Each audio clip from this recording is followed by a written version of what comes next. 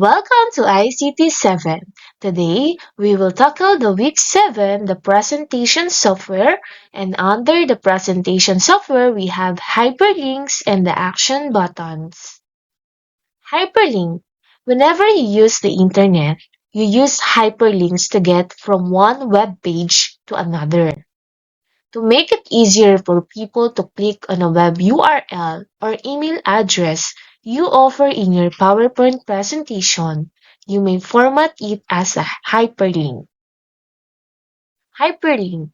So first, let us click the insert in the ribbon, and then these are the links. We have Zoom, link, and the actions. So these are the link command and insert hyperlink dialog box.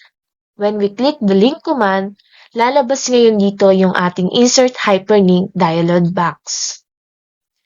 Link to a website.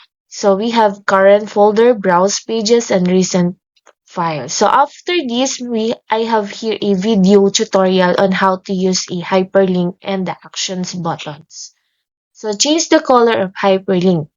So we have different colors, text, na pwede nating gamitin. Steps on how to use hyperlink in PowerPoint presentation. First, our topic is the computer basic operations. So the first step we are going to do is we will insert a pictures or shapes na gusto nating gamitin our text. So this one, ang topic natin is the computer basics operations. We have the input, the output, the storage, and the processing. So this is the home. So ang gagawin natin here, i-click natin tong ating mga images na gusto nating gamitan ng hyperlink. Is punta tayo sa insert, then this link, add hyperlink. So meron tayong existing file, place in this document, create new document or email address. So we will choose the place in this document. So ito yung mga corresponding slides natin na pwede nating i-insert in the following pictures. So slide 12. This one. Got it? So yan. So nakapag-insert na tayo ng slide 12. Okay. So next, ang input natin. So these are the slides. These are the slides na gagamitin din natin sa hyperlink natin. So make sure na nandito din talaga sila sa pinaka PowerPoint presentation natin. So first slide, input natin. I-connect natin siya or ililink natin itong slide natin sa ating slide 13. Hanapin natin dito si slide 13. Ito, nakikita natin dito na when we click the mouse or the input, ito yung ating lalabas. Okay, next. Output. Okay, click natin si link. Slide 14. Okay, this one. Okay, click OK. Then, si output or the storage is slide 15. Ililink natin siya sa slide 15.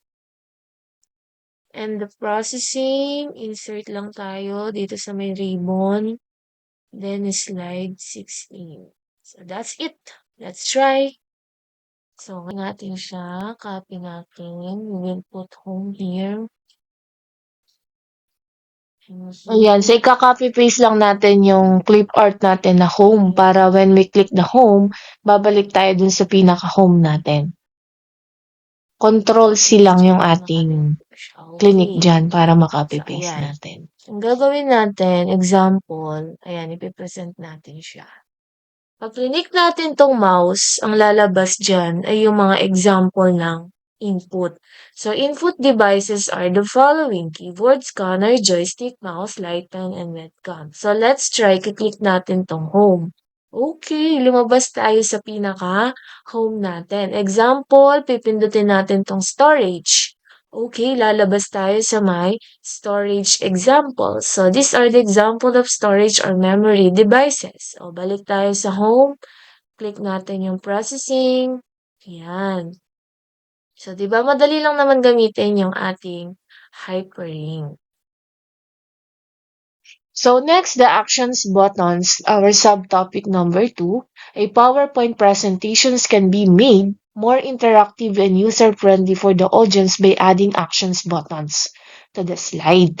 So these buttons can make the presentation easier to browse and give the impressions that the slides are websites. So now, itatry naman natin ngayon yung action buttons using the hyperlink na ginamit natin kanina. So first, dito sa may ribbon natin, i-click lang natin yung insert. Then dito sa may link, we have zoom, link, and action. So i-click natin yung ating pictures or the hyperlink natin na itong mouse, the input. Click natin yung action.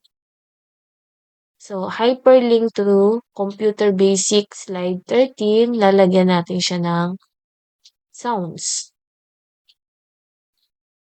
Example, camera. Okay, pwede din natin siyang i-highlight, click. Okay. Next, this one. Play sounds. So anyway, meron tayong mouse click here and mouse click over. Mouse over. Sa mouse over, ang makikita natin is action on mouse over. None, hyperlink to, run program. So kapag click natin yung hyperlink to, ganito yung lalabas. Sa first slide, the last slide, then the end show and the custom show. Try natin yung custom show. Okay, cancel na lang natin to. Okay.